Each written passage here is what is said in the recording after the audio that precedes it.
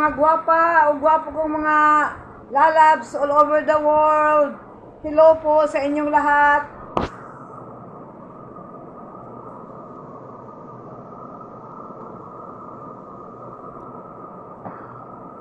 Hindi ako nakapag-live kanina guys dahil natulog ako dahil may binigay sa akin ang doktor na yung pang anti-anxiety na tablet for 1 month. Kaya mahimbing ang tulog ni Miss Pinay, Miss Buda. Wala din akong upload kahapon. So, kahapon guys, ng gabi, pumunta na kami sa kinuha namin ang resulta ko sa clinic. Tapos, chinik ng doktor yung result ko sa laboratory test at saka yung ICG. And the result, alhamdulillah guys, alhamdulillah sa result. Dahil, lang ang problema ko, siguro mga 7 ang mga 7 ang in-examine sa akin. Ang problema lang guys, yung cholesterol ko. Ang normal, 35. Yung sa akin, naging 42. Medyo tumaas ng kaunti. Kaya yun siguro ang cause na sumasakit ang ulo ko at saka nahihilo ako. Pero today guys, inshallah sana maging okay na. Sana tuloy-tuloy na ito guys, ang healed ko dahil next month may exam si Rihanna na ako. Nag-worry ako sa exam niya dahil dapat samahan ko siya. Hindi naman, hindi everyday ang exam niya. Kaso, 4 hours from 1 p.m. to 5 p.m. ang exam ni Rihanna. So, 2 rides. Kaya, not allowed ang magdala ng gadgets. So, saan niya ibibigay ang gadget pag wala siyang kasama? Kasi pag yung hilo ko talaga na yun guys, na feel ko, hindi ko talaga kaya siya samahan. At sana tuloy-tuloy na ito, alhamdulillah. Ang problema ko lang yung cholesterol ko. Yung ECG ko guys, alhamdulillah, wala na, normal na yung sakit ko sa heart guys. Kaya yung gamot na binigay sa akin ng cardio doctor ko noon, 2 gamot for my heart. Isa ang from morning to night, twice a day. Isa yung for after eating lunch. Tapos, isa naman yung cholesterol. Tapos, yung isang gamot ko na twice a day for my heart, inalis na ng doktor. Alhamdulillah. Nakaminos na rin ako sa budget. Inalis na niya yon dahil okay naman ang heart. Normal na ako ngayon guys. Thankful to God. Talaga, magpasalamat talaga tayo dahil ang God ang tumulong sa akin na nawala ang sakit. Tapos, iniba niya yung iniba niya yung gamot ko for my BP. Dati yung 2.5 milligrams ang for my BP na medisina guys. Only for morning. At night hindi ako. Kaso iniba ng doktor yung ko, morning at night. Tapos yung sa cholesterol na rinisita sa akin, na prescribe sa akin ng cardio doctor ko noon, yun din ang hindi pinalitan ng doktor. Yun din ang for my cholesterol. Tapos may dinagdag lang siya na na for my anxiety. Tapos yung isa na bawas. Alhamdulillah guys, dahil malaki din ang ko ang gastos dito sa ko yung gamot ko sa yung gamot ko sa for my heart. Siguro ang makonsume ko mga 400 in a month. Tapos yung ko naman, yung dati kong maintenance sa BP, mahal din yun guys. Ngayon, alhamdulillah, ang makonsume ko 30 taka lang. Iniba niya yung iniba niya yung gamot ko ng doktor na na pinuntahan namin kahapon. Iniba niya yung gamot ko. Morning at night, kaso mababa na ang presyo. Alhamdulillah, very thankful talaga sa mga prayers no guys.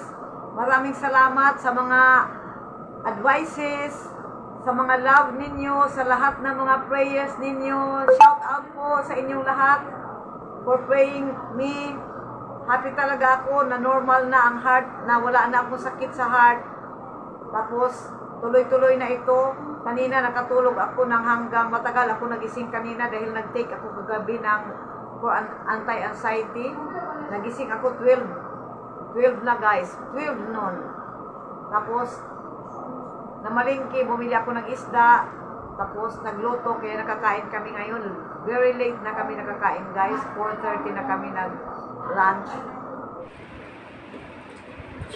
I'm so happy talaga guys, at saka lalo na yung mga girls ko, happy sila dahil alam nyo, last Friday night, nagising ako ng mga almost midnight ng gabi. Natakot ako sa ano ko guys, akala ko that night, tapos na ako. Dahil grabe talaga, muntik na ako mag-faint. Sa sakit ng ulo, sa hilo, linakasan ko na lang ang loob ko na parang maging strong ba ako dahil parang senseless na ako guys that night, you know. Kaya sabi ko, ano na kaya ito, baka ano na ito, wala na.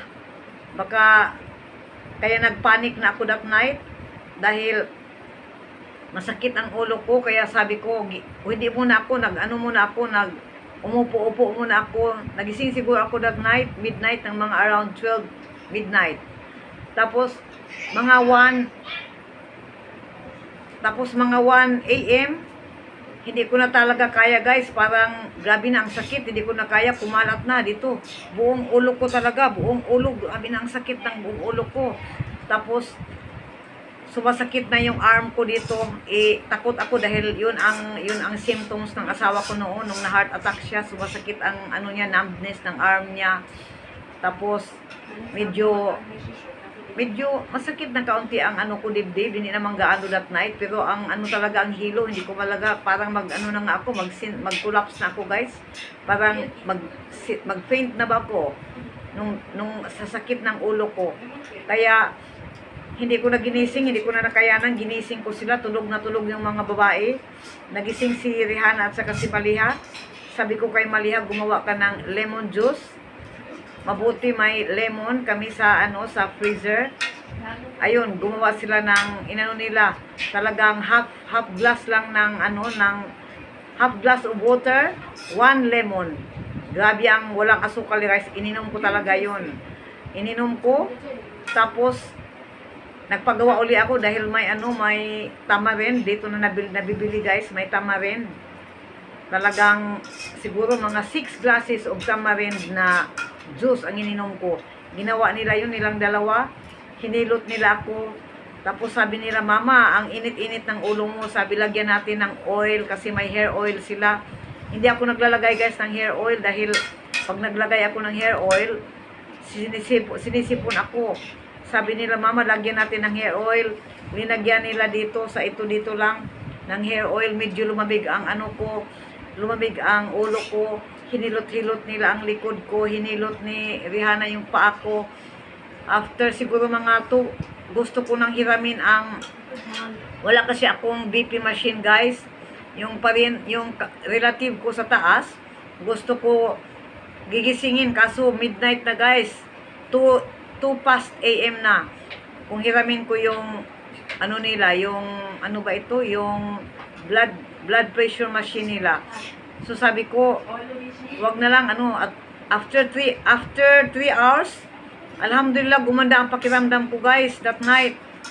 Di ko talaga, sabi ko naku, di ko talaga ang naramdaman ko, pangit talaga ang naramdaman ko nung Friday night guys. Alhamdulillah, nagpray lang ako talaga na pagkalooban ako ng good health, more years to live, para lang talaga sa mga anak ko dahil hindi pa settle ang buhay nila. Dahil magiging kawawa talaga sila guys pag iniwan ko sila na nandito ako sa Bangladesh dahil walang magmamahal sa kanila. Hindi katulad ng relative ko na talagang tutulong sa kanila.